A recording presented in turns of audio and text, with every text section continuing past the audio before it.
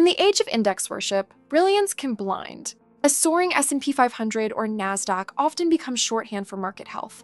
Yet beneath the surface, the foundations may be cracking. Investment analysts fixated on index levels risk ignoring the real pulse of the market, breadth. Breadth tells us whether the rally is inclusive or exclusive, whether many stocks are participating in the uptrend or just a few Goliaths doing the heavy lifting. And as the 2023-2024 US bull run made painfully clear, brilliance without breadth is a risky bet.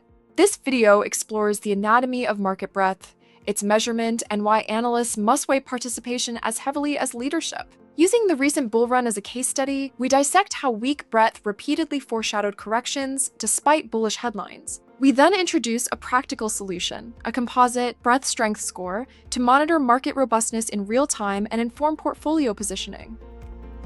Market breadth refers to the proportion of securities moving in the same direction as the broader market. In a healthy bull market, most stocks, not just the giants, should be trending higher.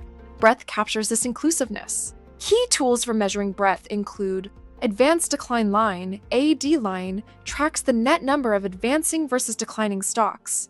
Equal weighted indexes versus cap weighted levels the playing field by giving each stock the same influence. Percent above 200-day moving average gauges how many stocks are in sustained uptrends.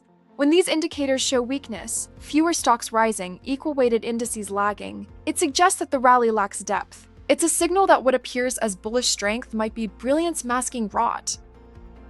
The US equity rally from late 2022 into mid-2024 was hailed as the AI supercycle. Nvidia, Microsoft, Apple, Meta, and Alphabet carried the S&P 500 to repeated all-time highs. In contrast, the average stock struggled. Equal-weighted S&P 500 significantly underperformed the cap-weighted index. Only 35% of S&P constituents were above their 200-day moving averages during periods of index highs in early 2024. Advanced decline lines rolled over even as the indices surged. It wasn't just tech dominance, it was tech isolation. The Russell 2000 small cap index barely budged, and sectors like energy and consumer discretionary lagged. This bifurcation created a fragile foundation. And sure enough, when sentiment cooled in March and again in June 2024, the pullbacks were swift. Analysts who had monitored breadth were unsurprised. Breadth divergence, when indices rise but participation wanes, is often a precursor to corrections. It signals concentration risk and investor overconfidence. Historical parallels abound. Late 1999, NASDAQ soared on tech exuberance, but AD lines peaked months before the crash. Q3 2018, S&P 500 hit record highs with just a handful of FANG stocks surging. Q4 saw a brutal correction. Early 2020, breadth collapsed before the COVID crash, even before lockdowns hit. In each case, narrow leadership left the market vulnerable. When the stars falter and there's no bench strength, the whole team collapses. Monitoring market breadth effectively requires more than a single gauge. It demands a multidimensional lens. Breadth is not one data point, but a complex set of dynamics that reflect how deep and widespread participation in a rally really is. For investment analysts, this means deploying a suite of complementary tools to capture the full picture. One of the most foundational is the Advanced Decline Line, AAD line. This indicator tracks the net difference between the number of advancing and declining stocks each day. When the AD line trends downward while the major indices are climbing, it's a red flag, suggesting that fewer stocks are supporting the rally and that leadership may be narrowing. Another essential perspective comes from comparing equal-weighted indices to their cap-weighted counterparts. In an equal-weighted index, every constituent contributes the same to performance, regardless of market cap. If the equal-weighted S&P 500 begins to lag the traditional cap-weighted version, it signals that gains are increasingly concentrated in a few large-cap names. This divergence can expose fragility, as the average stock decouples from the headline narrative. The percentage of stocks trading above their 200-day moving averages offers a more trend-based insight.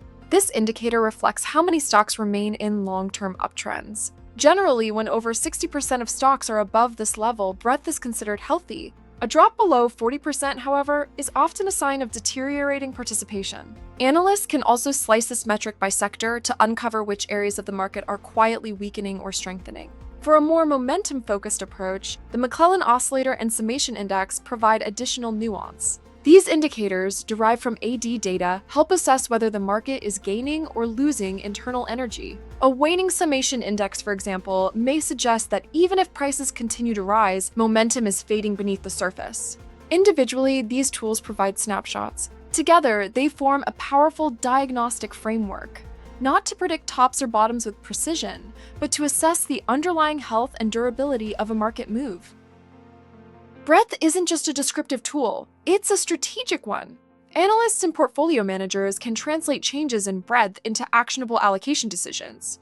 When the breadth strength score deteriorates, it signals a rise in vulnerability. In such scenarios, it may be wise to trim beta exposure, shift toward defensive sectors, or raise cash allocations. Conversely, when breadth begins to improve, particularly after a period of weakness, it often precedes a broader rally. This could signal an opportune time to re-risk portfolios or rotate into small and mid-cap equities, which tend to benefit disproportionately from broadening participation. Sector leadership also matters. When cyclical sectors like industrials, financials, and consumer discretionary lead during a breadth expansion, it confirms the rally's strength. But when defensive sectors such as utilities or healthcare dominate while breadth is falling, it may be a sign of market caution disguised as calm. Ultimately, by integrating breadth analysis into portfolio construction and tactical asset allocation, analysts move beyond reactive investing. They become anticipatory, able to respond not just to price action but to the participation, or lack thereof, that determines whether a bull market is built on bedrock or sand. Markets need stars, but they also need a team. Durable bull markets require both brilliance and breadth. The headline indices are only half the story. Beneath them lie the clues to resilience, or fragility. Analysts and investors must go beyond price charts and index levels. Breadth indicators provide a truer pulse of market heat. ELF. Whether via the advanced decline line, equal weight comparisons, or our proposed breadth strength score, the key is vigilance. Use these signals to trim risk, spot transitions, and sharpen conviction. In a world obsessed with the spotlight, it pays to watch the ensemble. Brilliance dazzles, but breadth sustains.